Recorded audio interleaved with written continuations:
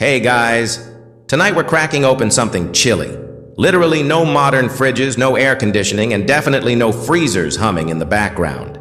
Yet somehow people in the 1800s managed to keep ice cream solid in the middle of summer, transport frozen blocks across the ocean, and serve chilled wine at sweltering dinner parties.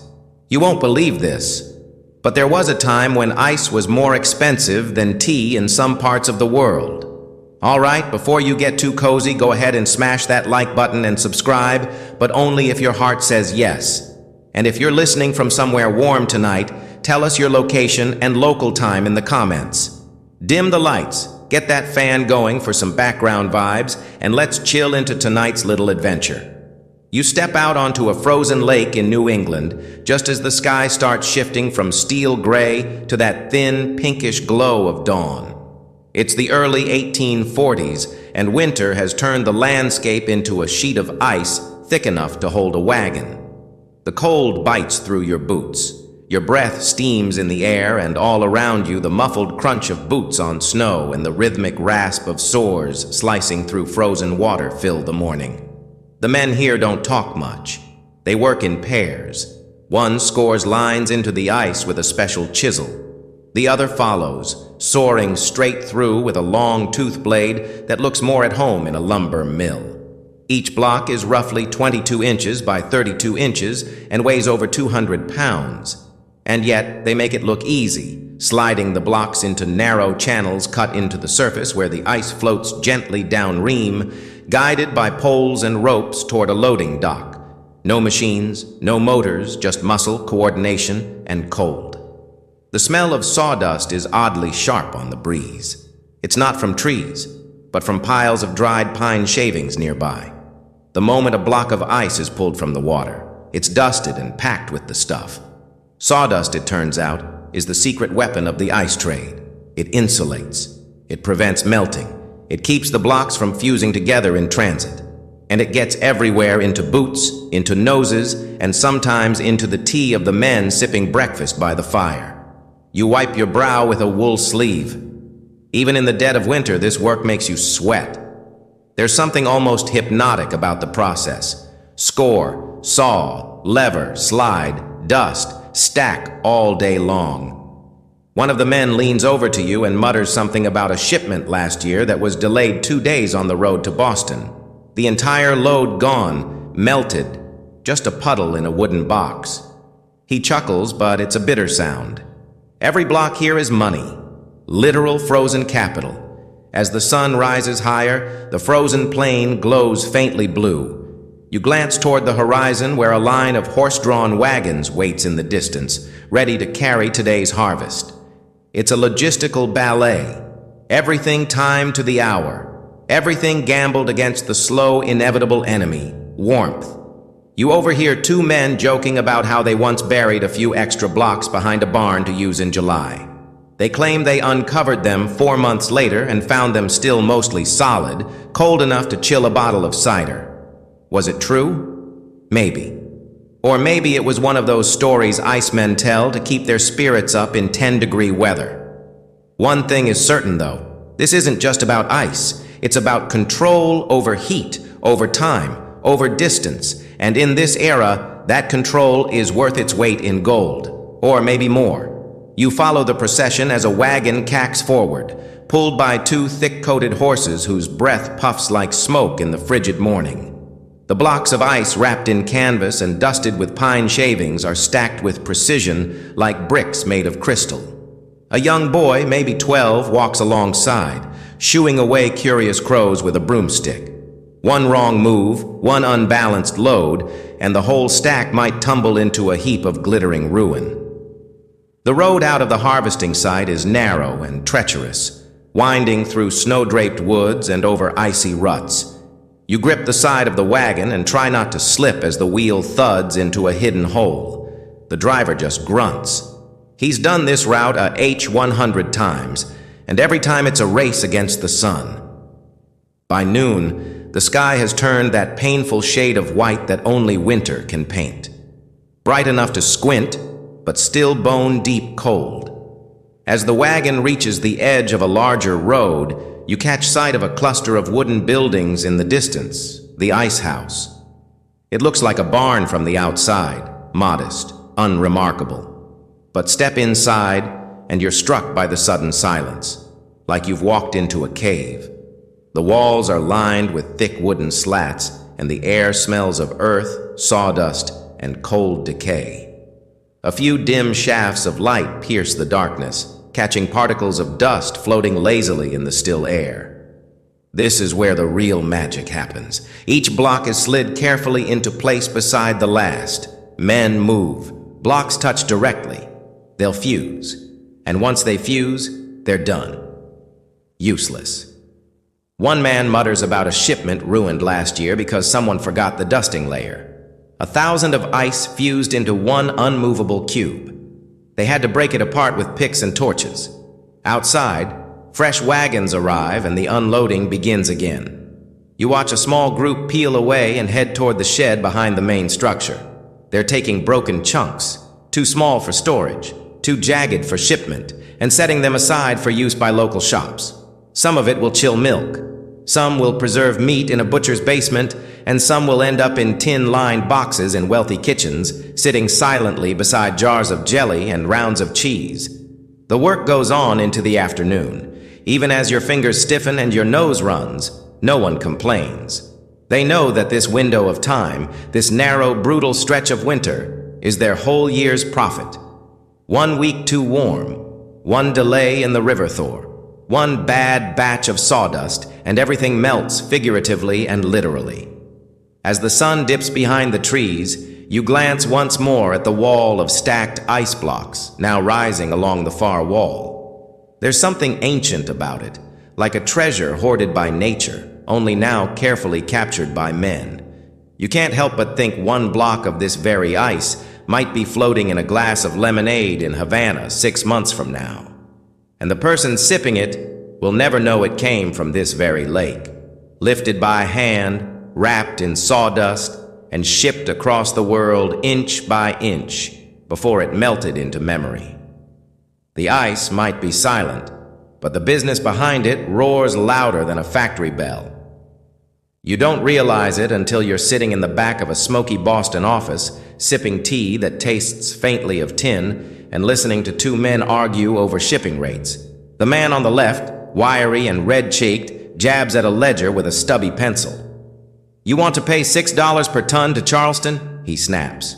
"But my cutters are working 16-hour days in sub-zero and sawdust ain't free." The man opposite, dressed in a neatly tailored coat and gloves he refuses to remove, simply smirks. He's not here for the weather. He's here for the margins.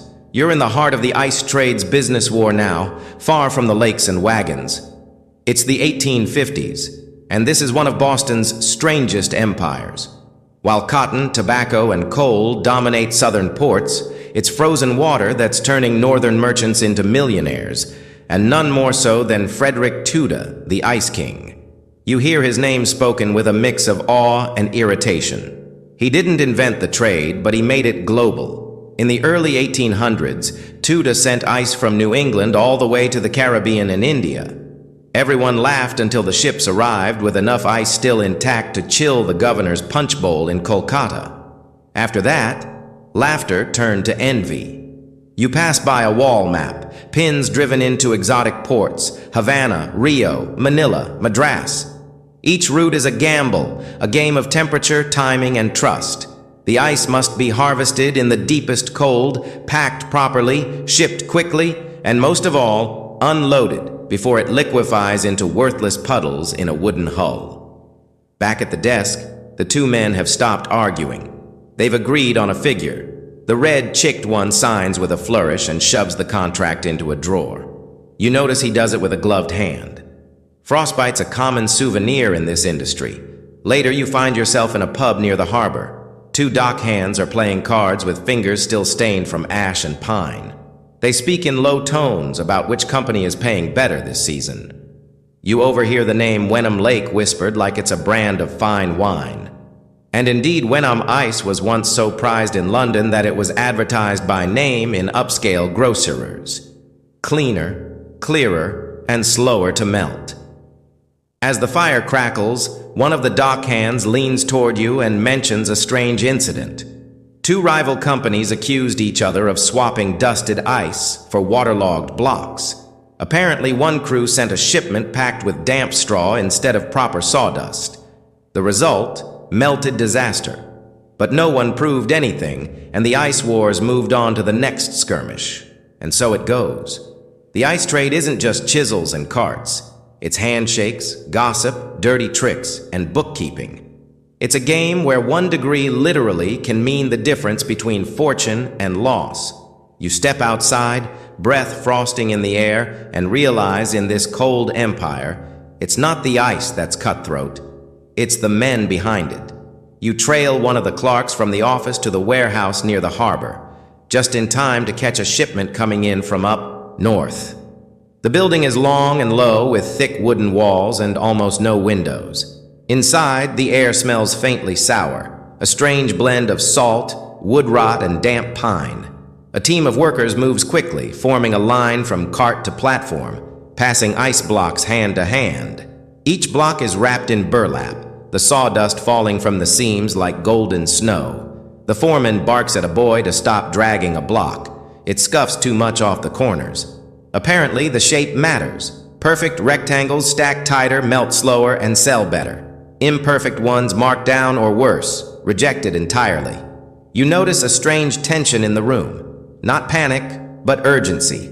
These men know something you don't. The market is shifting. Just last month, a new trader arrived from Baltimore with a faster route.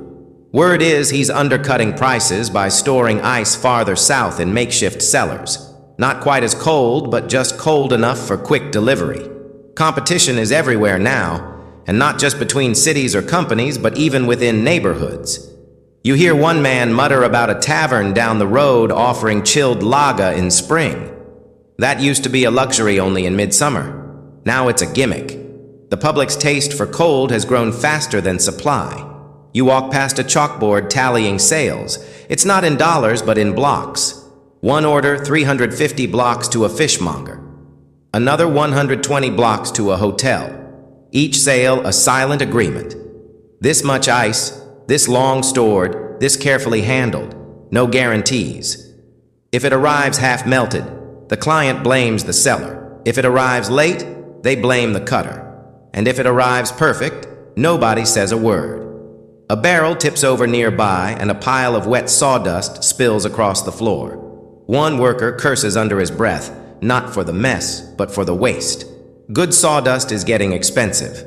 Not all sawdust is equal, after all. Pine is preferred, especially old growth, dry and powdery. Elm smells too strong. Oak molds. And heaven forbid someone uses damp wood chips. It turns to paste and ruins everything.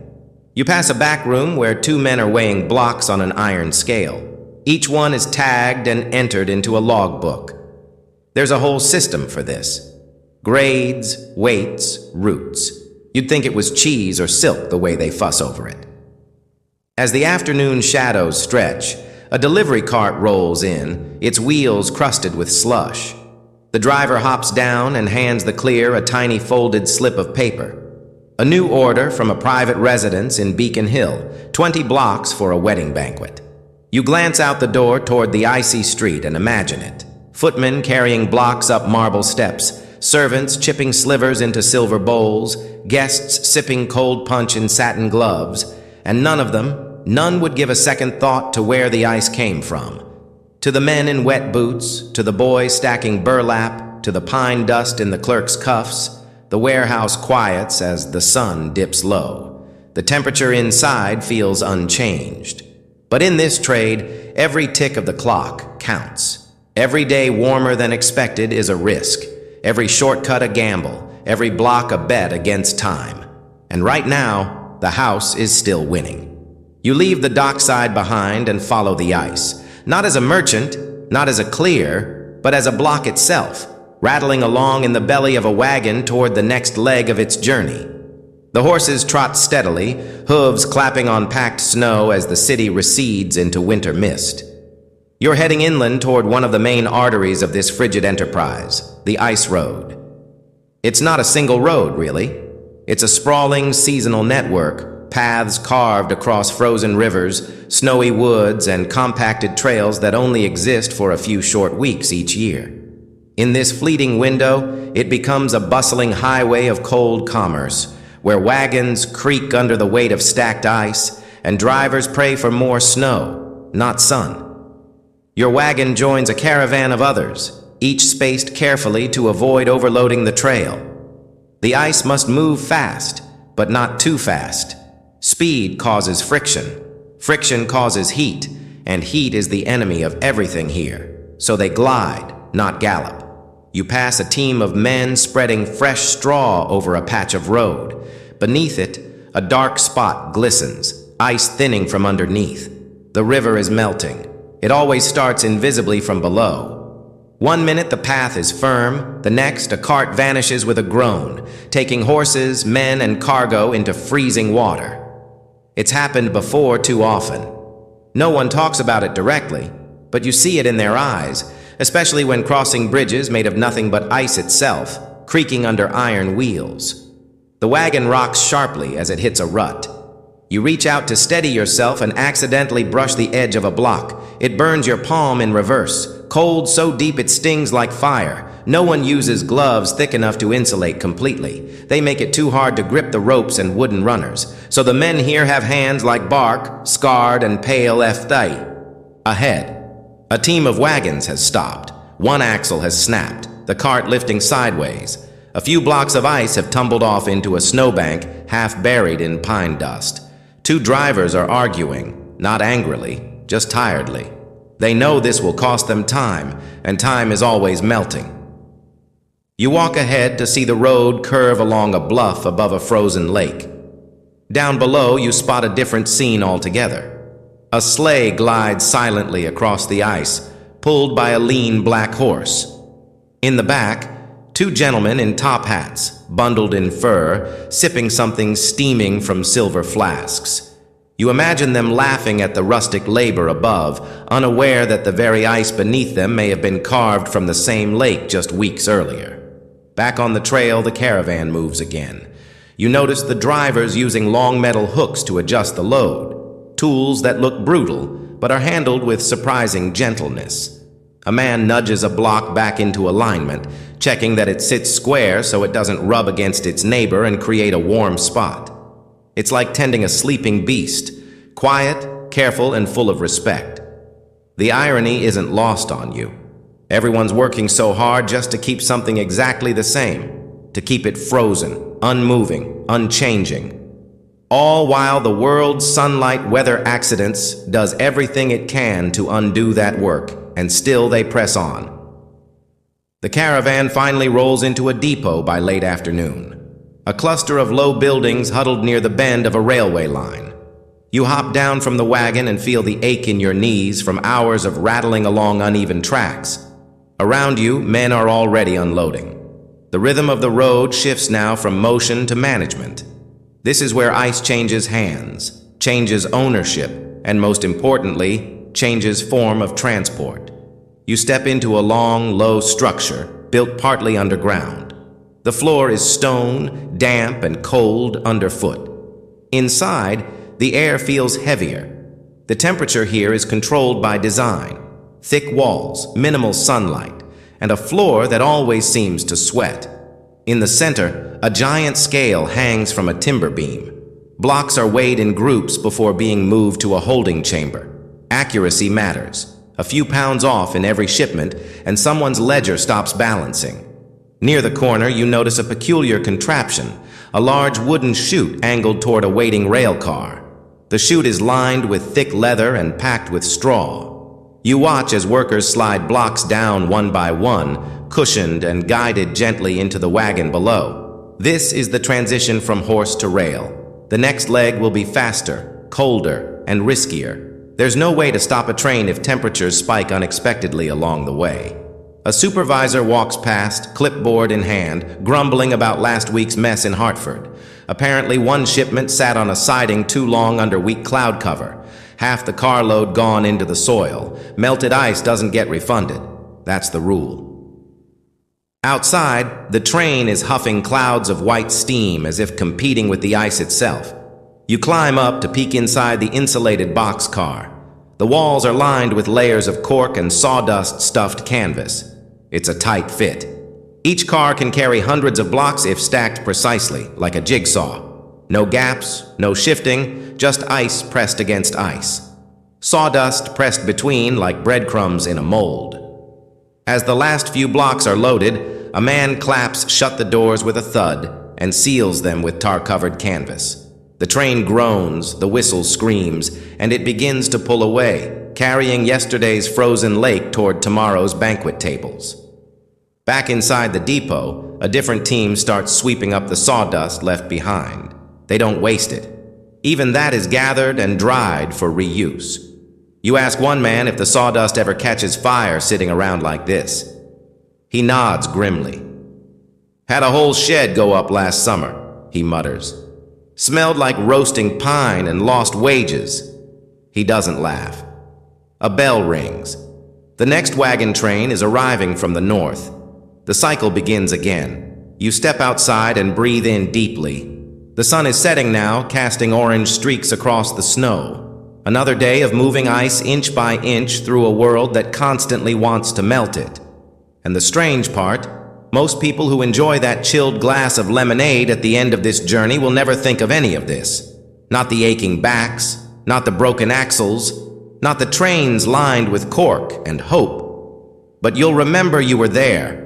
You followed the trail and the ice is still moving. You stand on the deck of a wooden cargo ship, staring down into the hold, where layer upon layer of ice blocks glisten beneath thick sawdust and burlap. The scent down there is musty, piney, and slightly sour like damp barrels in a cellar. Above you, seagulls circle, their cries lost in the creak of masts and slap of sails in a stiff Atlantic breeze. The harbor is humming, ropes snapping taut, men shouting "oh!"